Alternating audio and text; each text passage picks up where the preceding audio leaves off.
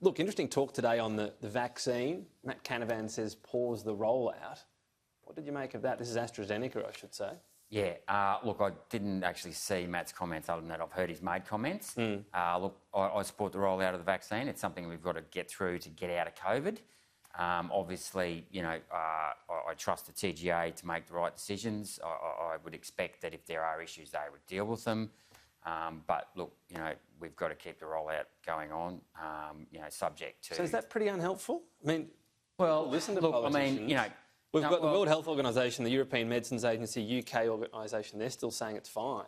Yeah, and a number of countries are pausing it. So, look, I'm not a medical expert. As I said, you know, I support the rollout of vaccines. I support anything that's going to help alleviate COVID. You know, and we've got the TGA, who I saw Professor Skerritt talk a number of weeks ago, and the first thing he said when he talked to us was that, you know, he understands the importance of being transparent with people. Yep.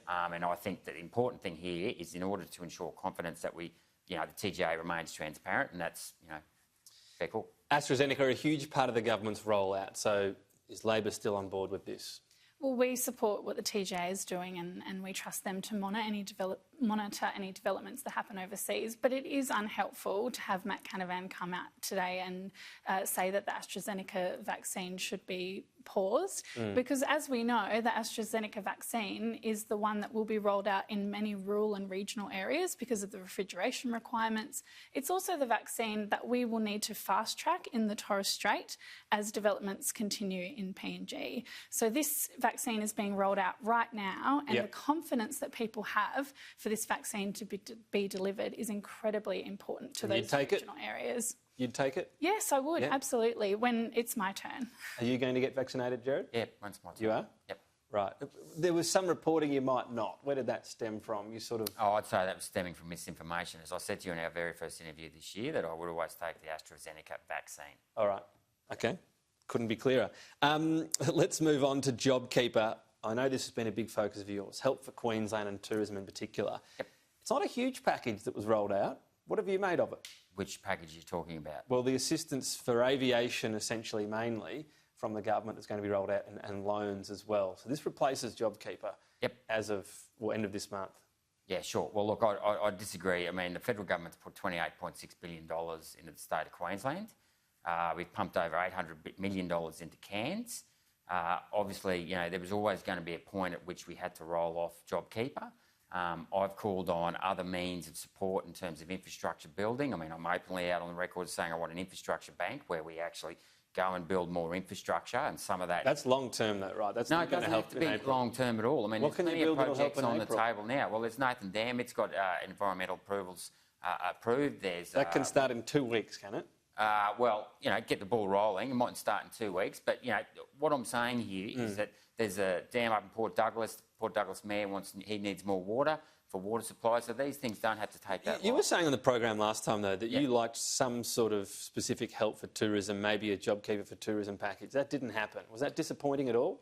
Well, look, I think it has happened. I mean, we're putting $1.2 billion but it's not JobKeeper for tourism. It's not. There's subsidised flights and there are loans. OK, because JobKeeper is paying people to not necessarily go back to work. What we're trying to do is to get people moving so we can keep people in the industry, working in the industry, right? So is that how the government described the scheme, paying people to not go back to work? Well, it was to keep people... keep businesses alive, right? Well, it was actually to keep people attached to their businesses and often working. That's right, because a lot of the businesses couldn't be open because we had to shut down for COVID, right? And there was a lack of confidence.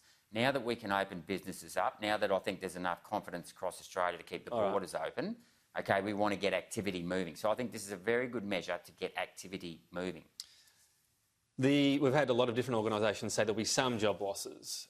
You have to eventually turn off a tap. So how many job losses is too many in Labor's view come April? Because there has to be, you know, some businesses won't survive this. We know that. Well, we know in Cairns that the international border closures is what is having an impact right now on the tourism industry there. And the JobKeeper is a good way of keeping wages going into those businesses and people connected and keeping the skills that we need in that area. There is no substitute for JobKeeper for these tourism businesses right now. And the aviation package that the government announced is felt like it was just sort of cobbled together at the last minute. There's some problems with the destinations list. People on the ground in Cairns... What are the problems? I mean, Labor at a state level was saying, let Queenslanders use them to fly into Queensland. Yeah. Isn't the point about getting some confidence into interstate travel because people are so afraid of borders?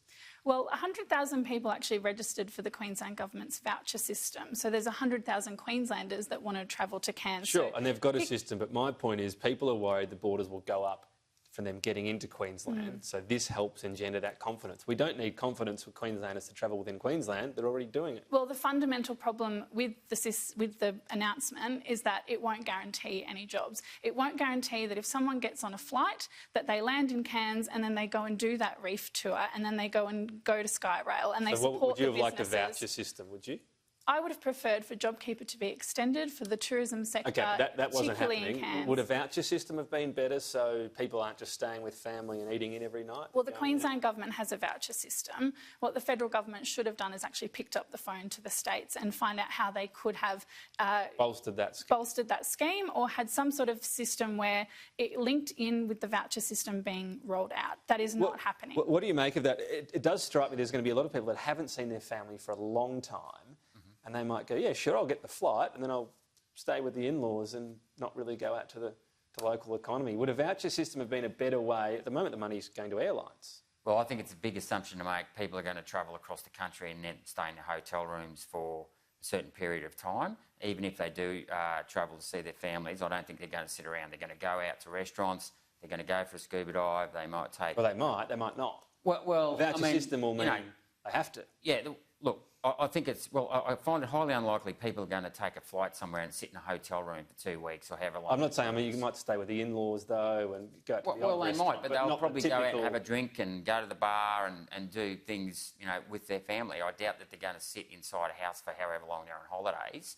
I mean, I certainly know I don't do that. But can I just say, in terms of there's nothing there to replace JobKeeper, it's very important to remember that in the last 15 years, Australia has had net overseas numbers. More people have left Australia than come into Australia. Now, as we approach winter, we'll have a lot of people who would normally take overseas holidays. They are now in a position to take holidays to the north, especially in Queensland and the warmer areas. We'll see if they do. Well, we'll see if they do. Yeah.